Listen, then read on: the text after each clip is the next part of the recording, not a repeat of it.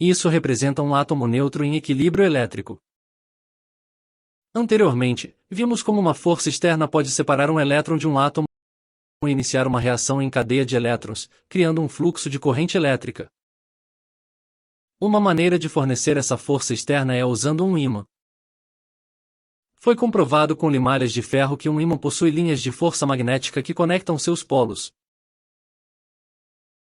Para simplificar, vamos considerar o efeito desse campo magnético em um único átomo eletricamente neutro.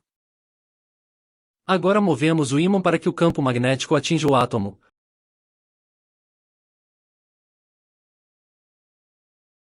fornecendo energia que força um elétron a sair do átomo e se tornar um elétron livre. O resultado é uma espécie de reação em cadeia de elétrons. Em uma substância, como um pedaço de fio, os elétrons estão normalmente se movendo em todas as direções. Mas quando um campo magnético passa pelo fio, vários elétrons são forçados a sair de seus átomos e se movem em uma direção. Agora, ao estudar eletricidade, estamos principalmente interessados no movimento de elétrons livres.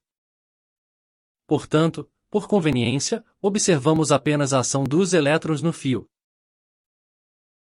Quando o campo magnético varre o fio de cima para baixo, os elétrons se movem em uma direção.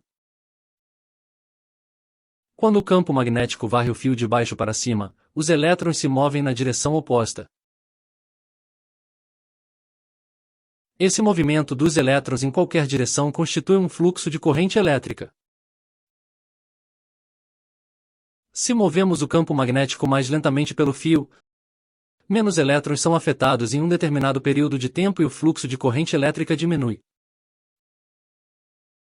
E quando paramos de mover o campo magnético, o fluxo de corrente elétrica cessa e os elétrons voltam a se mover em todas as direções.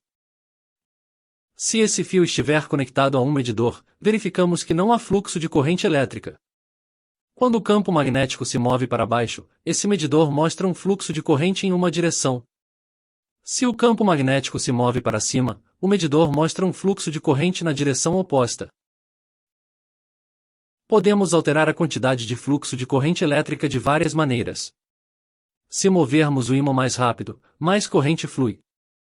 Se usarmos um campo magnético mais forte, ainda mais corrente flui. Agora, se enrolarmos o fio para que várias voltas estejam no caminho do campo magnético, novamente, o fluxo de corrente é aumentado. Se pararmos de mover o ímã, o fluxo de corrente cessa.